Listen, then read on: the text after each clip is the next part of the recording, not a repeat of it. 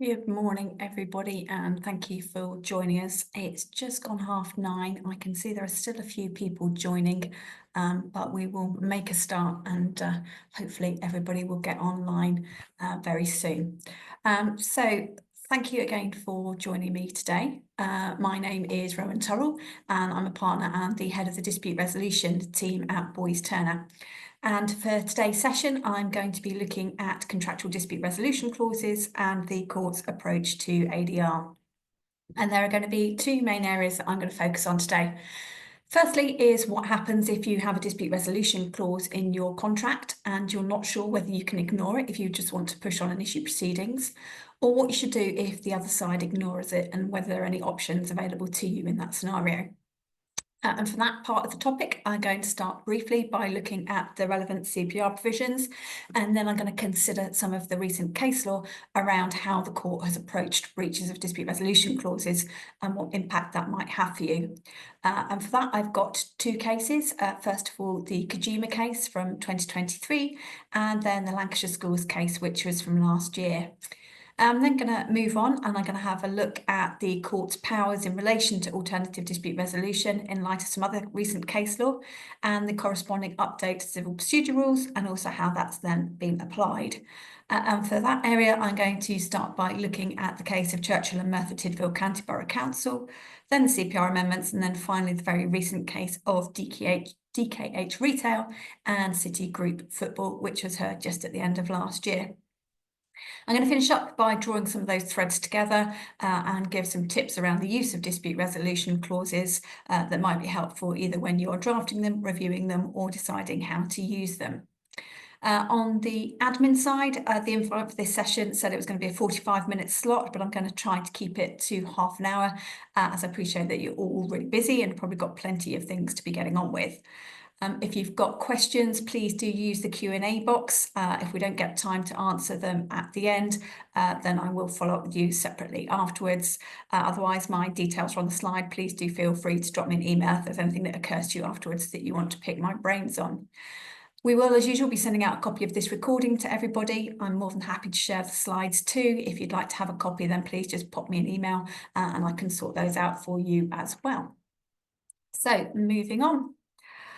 I've been a litigator for more than 20 years now, and it's fair to say that over the last 2 decades, there's been a marked shift in the way that we approach dispute resolution and the way in which cases are resolved. Now, I qualified shortly after the CPR was introduced, which was to try to introduce a much more collaborative approach to litigation, founded on the overriding objective. As a result, it's increasingly rare for cases to go all the way to trial, and there are numerous tools now that are available to encourage and make parties try to settle without needing to go to court. One of those tools that can help in certain situations is having a dispute resolution clause in the contract between the parties. And there are various different flavours, which might just simply be a meeting between the senior representatives of the parties to fully fledged stage processes with lots of steps to be taken, culminating maybe in a formal mediation. But what happens if you want to ignore a clause like that in your contract, or if the other side ignores it and issues proceedings regardless? The starting point briefly is the civil procedure rules and the powers that are available to the court. And I'm just going to touch on these briefly because these are the powers that the court addresses in the case law that I'm going to be discussing. Part 11 is the provision which deals with challenging the court's jurisdiction, which you might be more familiar with if, for example, court proceedings are brought in breach of an arbitration clause, or if the proceedings have been brought in the wrong country.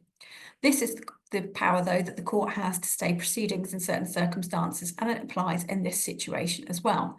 And it also gives the court the power to set aside a claim form or to set aside the service of it. And I've put the relevant provisions on the slide there. CPR Part 3.4 is the other case management power, which is often relied on in these cases, and that also gives the court the ability to strike out proceedings in certain circumstances. So the first case that I'm going to look at is a Court of Appeal decision of Kojima Construction and Children's Ark Partnership. And that considered what was to happen to proceedings which were issued without a contractual dispute resolution procedure being activated.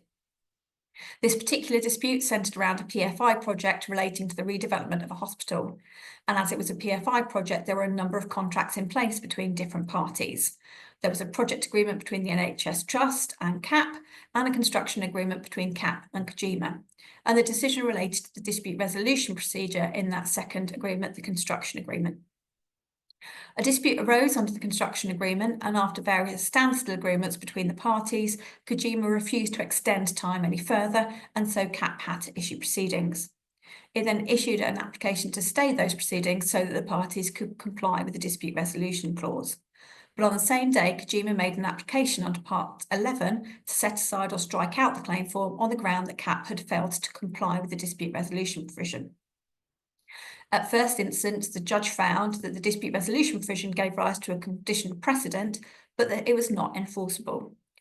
They also said that even if the dispute resolution provision had been enforceable, she would not have exercised her discretion to do anything other than stay the proceedings, and she would not have struck them out.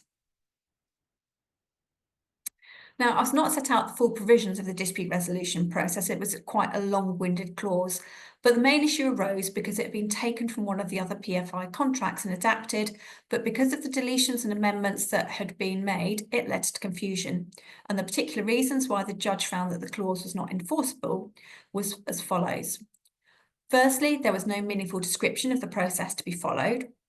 There was no unequivocal commitment to engage in any particular ADR procedure. And because of the way the contractual structure had been set up, Kojima was not obliged to take part in the dispute resolution process and had no right to do so. The clause referred to a liaison committee, which related to the other contract in the PFI project, but it was unclear how a dispute between CAP and Kojima could be referred to the liaison committee. And it was also unclear what impact any decision of that committee had on Kojima, and it played a pivotal role in the process. If the parties referred to in the schedule that dealt with the committee were the NHS Trust and CAP, then that process had no final binding effect on Kojima, and it was worthless. If it was meant to be referenced to CAP and Kojima, who were actually the parties to this contract, then Kojima would have been subject to a final and binding decision from a committee of which it was not a member. It was also not clear when the process for referral to that committee came to an end, so it was unclear when the condition precedent was satisfied. So there were lots of reasons there in this particular circumstance why the dispute resolution clause had gone a bit awry and why the court found that it was not enforceable. The first finding that the judge made that the provision gave rise to a condition precedent was not appealed, but Kojima did appeal the findings that the provision was not enforceable, that a stay of proceedings should be the default remedy, and that the judge had exercised her discretion by disregarding relevant matters and having regard to irrelevant matters. Now, the reason why Kojima was so keen to push for the appropriate remedy to be a strikeout here, rather than a stay of proceedings, was that if the proceedings were struck out, it was highly likely that they were going to be able to rely on a limitation defence and that any fresh claim against the first appellant would be statute barred. That is an area of concern I'm going to come back to shortly. So it went to the Court of Appeal, and Lord Justice Coulson provided a useful summary of the approach to be taken to the interpretation of dispute resolution provisions. So I've set out the test here because it's one to bear in mind if you're drafting or reviewing dispute resolution clauses. So the test to be applied is whether the provision prescribes, without the need for further agreement, a sufficiently certain unequivocal commitment to commence the process. So you need a starting point from which it may be discerned what steps each party is required to take to put the process in place. And thirdly, it's sufficiently clearly defined to enable the court to determine objectively what under the process is the minimum required of the parties in terms of their participation in it, and when or how the process will be exhausted or properly terminable without breach. So the parties need to be able to understand how to start the process, and importantly, how and when it's going to be finished. So on appeal, Lord Justice Coulson also found that the provision was unenforceable. He was persuaded that the liaison committee was a fundamentally flawed body, that it was impossible to look at the provision and see what, if any, minimum participation was required of either party, and it wasn't clear when the contractual procedure was to come to an end. Now, importantly for our purposes today, he considered that the judge was right to conclude that the usual remedy in cases such as this is a stay of the proceedings rather than a strikeout. And he concluded that the judge was right to exercise her discretion in favour of a stay.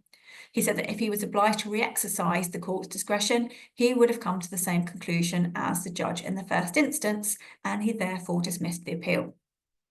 However, Lord Justice Popwell also gave judgment in which he agreed the appeal should be dismissed, but he did so on a much narrower basis than Lord Justice Coulson. And it's interesting to bear in mind the observation that he made, because he was of the view that if the wording of the clause had been slightly different, he might well have been persuaded to strike out the claim. So don't assume that just because you have a dispute resolution clause that looks like a condition precedent, that if you don't follow it, you are going to get a stay of the proceedings. There is that power to strike out, and there is going to be the possibility that you might find a judge exercising that power against you. Be particularly aware of this if you have a clause that you might need to follow and there is a limitation period that is going to be expiring. That's particularly the case if you've got a contractually reduced time frame in which to issue proceedings in your contract anyway. So make sure that if you have a dispute and you've got provisions that look like that, that you leave yourself plenty of time to either follow them or work out what you are going to do.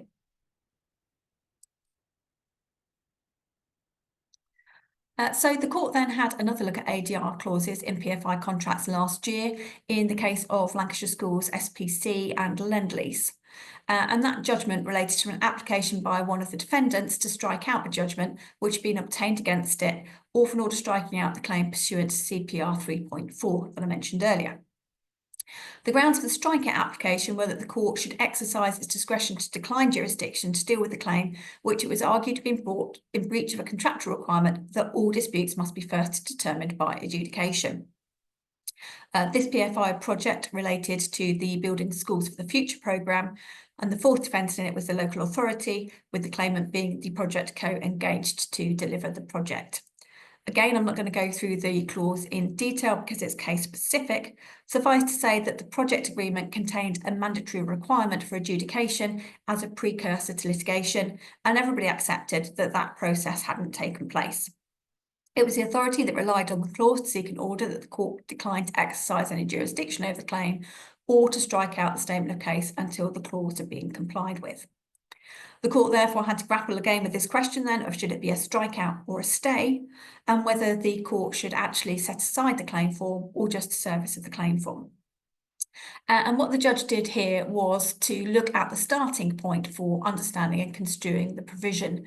And he referred to the principles from a previous case called Open Operations and Invesco Fund Managers from 2019. And there were 4 factors there to be taken into account. First of all, the agreement had to create an enforceable obligation requiring the parties to engage in alternative dispute resolution. Secondly, he said that the obligation had to be expressed clearly as a condition precedent to court proceedings or arbitration.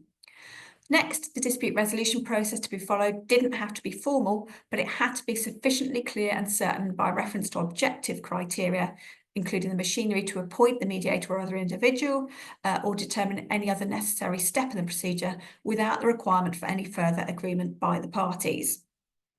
Lastly, he said that the court had discretion to stay proceedings commenced in breach of an enforceable dispute resolution agreement, and in exercising that discretion, the court would have regard to the public policy interest in upholding the parties' commercial agreement and furthering the overriding objective in assisting the parties to resolve their disputes. Now, having considered that test, the judge went on to say that the second of these principles had been doubted in the Kojima case. In Kojima, Mrs. Justice Diana Smith had concluded it was sufficient for the provision to be mandatory and enforceable. And so the judge here decided that he was going to follow the combined effect of those 2 cases. But again, there's some useful parameters there to bear in mind when you're considering the application of a dispute resolution clause and how it should be drafted and how it should be followed. Now, it was common ground that the court was not bound to give effect to a mandatory ADR provision by refusing to exercise its jurisdiction, and that non-compliance instead gave rise to discretion to order a stay or other relief. Now, the judge here gave that ever helpful guidance, which isn't going to take you very much further, that each case turns on its own facts and the particular features which arise for consideration in the exercise of the discretion. Having said that, the judge found in this particular case that the adjudication provision was a condition precedent to litigation. So then how did the court exercise its discretion? As I mentioned, the application was made in reliance on both CPR 11 and 3.4. Now, having determined that there was a condition precedent, the judge had to exercise discretion to determine what to do in the event of a breach of that provision. And he said that the starting point was that those who make agreements for resolving disputes have to show good reasons to depart from them.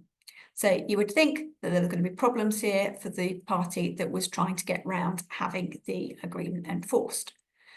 But the judge considered the subject matter of the dispute and he exercised his discretion not to enforce the provision. He basically said that this was a PFI project, so essentially a multi-party dispute. And so it was doubtful that if a bilateral adjudication just between these two parties was going to satisfactorily resolve matters. He said that if he was going to stay these proceedings for adjudication, it would probably interfere with the progress of other ongoing litigation in relation to the PFI project. And if there was going to be a multi-party mediation, it might be impacted if he sent this particular part of the dispute off down a different track to adjudication. The authority also contended that the court should exercise its powers under CPR 3.4 on the basis that the claim disclosed no reasonable prospects of success, because its right to commence proceedings was not engaged or because it was an abusive process. Now here the judge said he didn't think it was right to say that the underlying claim disclosed no reasonable grounds for bringing the claim. It was a perfectly valid claim and the arguments didn't go to the substance of the claim, but the forum in which it was to be determined. The court had a discretion whether or not to strike out the claim, and here, having regard to the overriding objective, again, the judge refused to strike out. So in this case, there was no strikeout, there was no stay, even though those proceedings had been commenced in breach of the dispute resolution provision. So we've basically seen two cases there in which the court declined to exercise its jurisdiction to even stay the proceedings, let alone strike them out, both in which the court emphasised the importance of parties being held to their contractual bargain. In one of those cases, the dispute resolution clause was unenforceable, so perhaps understandable. But in the second case, the provision was found to be enforceable and condition precedent. So you may be wondering whether it's even worth including a dispute resolution clause at all. And if you have got one, whether you're free to simply ignore it if you want to. In my view, I wouldn't take these cases as being a carte blanche to ignore dispute resolution clauses. Remember, the court has emphasised that the starting point is that those who enter into dispute resolution agreements as part of their contract have to show good reason for departing from them. Both of these cases dealt with PFI projects in which there were layers of contracts between different parties and the potential for multi-party disputes in the background, and the court was clearly alive to trying to resolve those overarching disputes in the most proportionate way possible. The fact that the power is a discretionary one leaves open a large element of uncertainty, and there's therefore a substantial risk in proceeding without compliance. There are a lot of different factors the court may take into account when weighing up which way to go. And there is also the significant point that the dispute resolution provision might actually work. You might not need the court proceedings after all, even if it might appear on the face of it that there's no hope of that happening. And I'll come on to a bit more about that shortly. Of course, there might be circumstances where you conclude that it's a risk worth taking and that you would rather issue proceedings than jump through the hoops that you set out in a dispute resolution provision. But before doing so, it's important to balance up the possible outcomes and what might happen if things don't go your way. In most instances, it's going to be a financial hit in the terms of wasted costs, also management time and delay in getting to where you want to be. But as mentioned in Kojima, it could result in the loss of a rights claim altogether if there is a limitation defence in issue. You might also be wondering whether it's worth including a provision at all if the court is willing to allow parties to bypass them. Now, from my perspective, in certain contracts, an escalation clause can be a really useful tool. I find that one of the biggest hurdles that sometimes occur in trying to get a dispute resolved and getting the parties around the table is who actually initiates the process.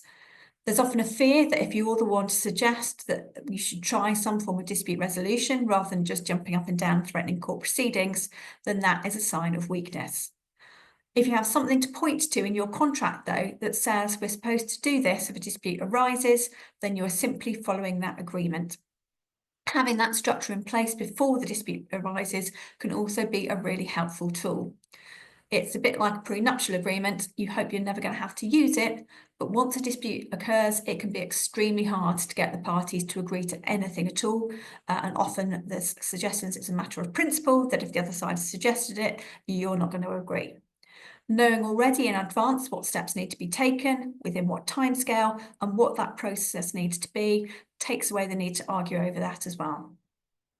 If your contract is a long-term project in which the relationship needs to be preserved over a substantial period of time, then having an escalation process can be absolutely critical to act as a pressure valve and to diffuse difficult situations before they boil over.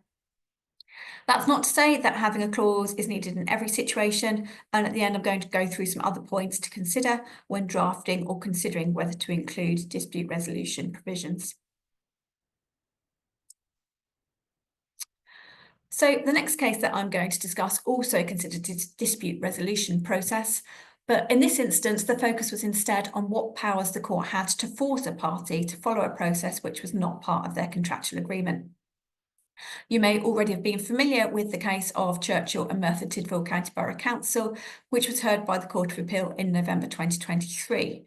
And there was a lot of coverage in the legal press at the time as it marked a significant shift in the court's approach to ADR.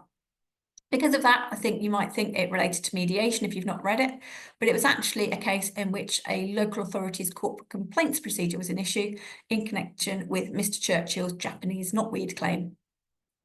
Sir Geoffrey Voss started his judgment by setting out the headline question in the case, which was whether a court can lawfully order the parties to court proceedings to engage in a non-court-based dispute resolution process, and if so, in what circumstances it should do so. So as I mentioned, the process in question was an internal complaints procedure operated by the defendant local authority. Mr. Churchill had a claim in relation to Japanese knotweed, which it was claimed had encroached from the council's land onto his property. He sent a letter of claim and the council responded querying why he'd not used the complaints procedure. It said that if he issued proceedings without following it, then it was going to apply to court for a stay. Mr. Churchill issued proceedings and the council applied to court for a stay. Now, at first instance, the judge dismissed that stay application, and the main reason for doing so was that he said he was bound by Lord Justice Dyson's statement in the case of Horsey and Milton Keynes, General NHS Trust, from 2004. And in that case, Lord Justice Dyson had said, in essence, that to oblige unwilling parties to refer their disputes to mediation would be to impose an unacceptable obstruction on their right of access to the courts. Lord Justice Dyson went on in that case to say that even if the court had had jurisdiction, it was difficult to conceive of circumstances in which it would be appropriate to exercise it. Sorry, if it had a discretion, it would be difficult to conceive of circumstances in which it was appropriate to exercise it, and that it would be wrong to compel parties to embrace ADR. So fast forward to 20 years and we're looking at those principles again, and permission to appeal was given straight to the Court of Appeal on the grounds that this was a case raising an important point of principle and practice. So Geoffrey Voss set out the four main issues which the court had to resolve. Was the judge right to think that Horsey bound him to dismiss the council's application? While Sir Geoffrey Voss was keen to avoid legal and Latin language, essentially, was that passage that I've referred to part of the reasoning of the case, or was it obiter? If not, can the court lawfully stay the proceedings for or order the parties to engage in a non-court-based dispute resolution process? If so, how should the court decide whether to stay the proceedings or order the parties to engage in a non-court-based dispute resolution process? Should the court have acceded to the council's application to stay the proceedings to allow Mr. Churchill to pursue the complaint using the council's complaint procedure?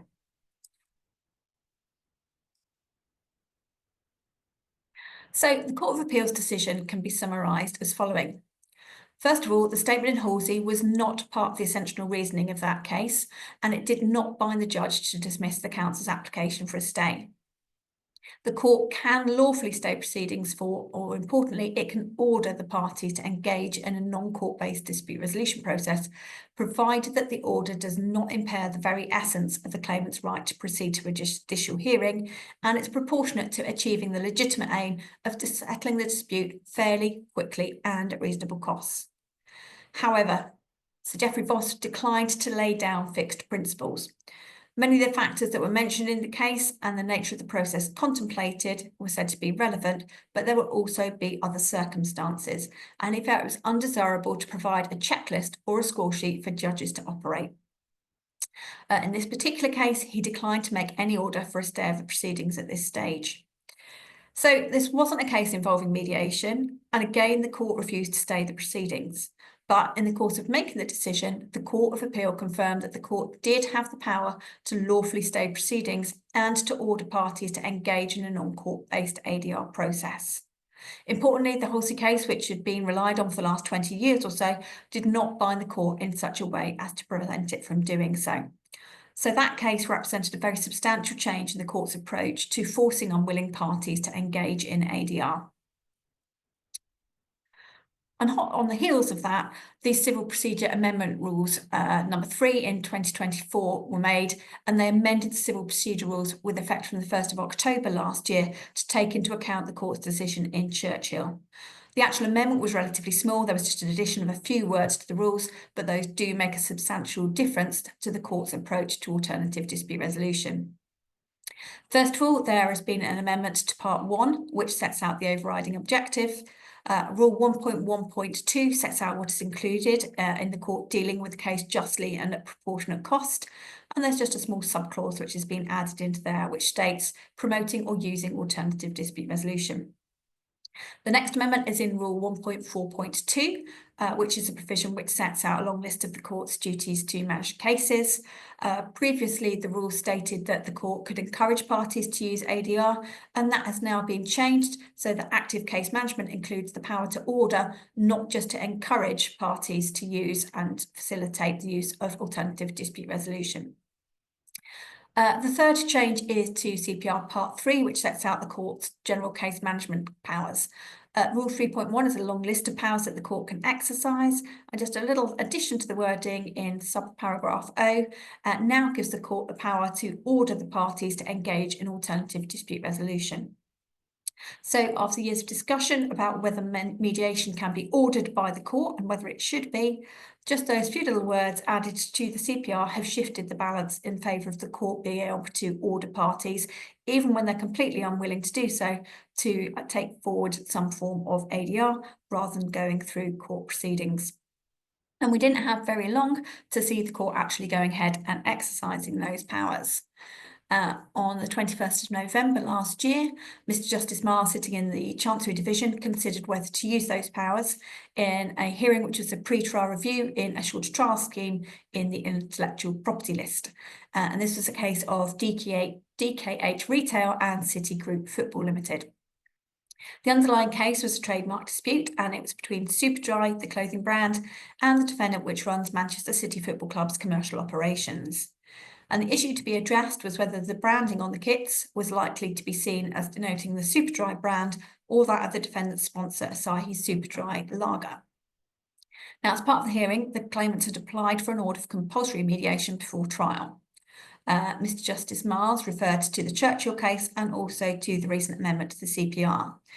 And the claimant's case were that the changes that have been made were a sea change in the court's approach to ADR. And they also referred to the findings of the Civil Justice Council's ADR working group that mediation could still work in complex and entrenched disputes, even where ADR appeared to be unlikely to succeed or one of the parties believed that they had a strong case. The claimants contended that the case was capable of resolution and that there were several variables which the parties could include within an out-of-court settlement that might not be available via a court judgment. The judge summarised the defendant's position as follows, and he said that while there was no dispute about the power of the court to order mediation, the defendant's argument was that it should only do so where there was a realistic prospect of success. The defence counsel admitted this was not the case, and on the contrary, both parties wanted their case to be judicially determined, and he submitted that mediation was not realistically likely to lead to settlement. Now, I'm going to pause here because the desire of one of the parties to have a judicial determination of their position is one of the factors that parties often use for arguing that mediation is not appropriate. Counsel for the defendant also argued that it was very late in the day to seek the order, that the parties had already spent hundreds of thousands of pounds on the case, and that they had very limited availability for the mediation in December, bearing in mind that this hearing was taking place during November. So that was summarised as being, in short, it is too late in the day, it is not a case where his client is being obstructive, mediation will fail, and this is a case where a ruling is needed. But the judge went on to say that experience shows that mediation is capable of cracking even the hardest nuts. The process sometimes succeeds in cases where the parties appear at first to have intractable differences. And he also saw the force in the defendant's submission that it was late in the day to seek an order. But he did say there's an advantage in it being so late on in the day, and that the positions of the parties have been crystallised through pleadings and evidence. He said, the purpose of mediation is to remove roadblocks to settlement. The range of options available to the parties to resolve the disputes through mediation goes beyond the binary answer that a court could provide. There may be solutions other than yes or no. Having taken into account the opposing views, the judge did use his newfound powers and he ordered the parties to mediate, and that the mediation should take place during December. And at the bottom of the judgment, we find a small postscript. So very shortly afterwards, the parties told the court that they had actually settled their dispute. So it is worth bearing in mind that even the most determined parties can find a resolution to their issues without the need for a court judgment. So I'm going to finish up by just drawing some of the threads together, but I'm going to helpfully refer back first of all to the judge in Lancashire Schools to say that each case does tell its own facts and the particular features which might arise for consideration. There's therefore no right answer that's going to fit every scenario, and there's no one-size-fits-all clause that I would recommend that you bolt into all of your agreements that are going to give you the opportunity to settle all of your disputes without incurring lots of legal costs. But these are my thoughts on what might help you to sway one way or another as to whether a dispute resolution clause is going to be valuable. First of all, it's worth thinking about what sorts of disputes are likely to arise if things go wrong and what the likely value of those disputes might be. If you've got a very big project that's long-term, where there's going to be a lot of cooperation required between the parties, it would be a very useful thing to have. But if you're thinking of putting this clause into terms and conditions, which are going to be in numerous contracts in which you're likely to just be owed a relatively small sum of money, you might not want to have to jump through lots of hoops before you can issue court proceedings. Think as well about the overall construction of the contract and how it fits together with other contracts in a project where you've got multi-parties. If there's likely to be a multi-party dispute, is a similar process going to be adopted across each of those contracts, or are you at risk of ending up with one part of the dispute and two of the parties being sent off down a different track to everybody else? Is this a long-term contract in which there is an ongoing relationship to be preserved? Because if there is, as I've mentioned, having some form of pressure valve can help to keep the project on track, particularly if maybe you escalate the dispute away from those who are responsible for the day-to-day conduct of the relationship to others who may be able to take a more objective view to the issues and help to diffuse the tension.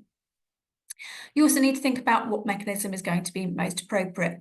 Mediation is obviously one that often comes to the forefront as being an option as an alternative, but there are numerous ways in which dispute resolution provision could be structured, and what is going to be appropriate is going to depend on the types of dispute that might arise. Also think about what timescales you want to include.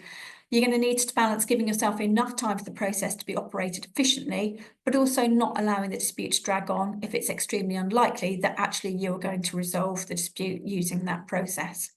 That's going to be particularly the case if having to go through that process is going to be a barrier to you getting paid.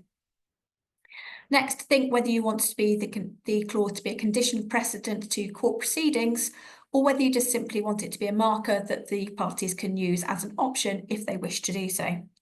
If you do want it to be a condition precedent, you will need to use clear wording. You might just want the provision to be optional though, so do think about it. Don't forget that the process, if you want it to be enforceable, needs to be sufficiently clear and certain without further agreement by the parties before you go through it. Think as well about whether the provision is going to apply to all disputes that might arise under the contract, or whether there are just certain issues that you'd want to be covered. For example, you might want to make it very clear that the clause won't apply if you need to apply for injunctive relief. Also, think about whether there needs to be any other carve-outs that would allow you to issue proceedings, for example, if there is a limitation deadline looming. This could include a provision that those proceedings would then be stayed to allow the process to be followed, but it stops you running up against the problems with limitation. As we've seen, there's not been much appetite so far for the court striking out proceedings brought in breach of a dispute resolution clause, but you probably don't want to be the one that tests the limit of that discretion. And lastly, don't forget that now, even if you don't have a dispute resolution clause, that the court may order you to go away and follow an ADR process if you do get to proceedings without having tried to settle. So you may not be able to escape dispute resolution altogether. So that brings me to the end of this session. Having said that I was going to do half an hour, apologies, I have run a little over that. But as usual, the key takeaway is there's no one-size-fits-all answer to whether a dispute resolution clause is appropriate, what the court will do if you breach it, and whether the court will force you to mediate. If you do find yourself edging into a dispute, though, and you want to discuss these issues any further, then please do get in touch with me. Thank you very much for listening today. I hope you will be able to join us for our future events. Our next session is going to be an in-person event for the first time in a very long time, which is going to be on 8th of May at our offices in Reading. We are going to be providing a half-day update across a range of topics. The invites for that will be coming out shortly, but you could be able to find more details about that event and our other events for in-house lawyers on our website. So thank you again for taking the time to join us. Enjoy the rest of your days. Thank you.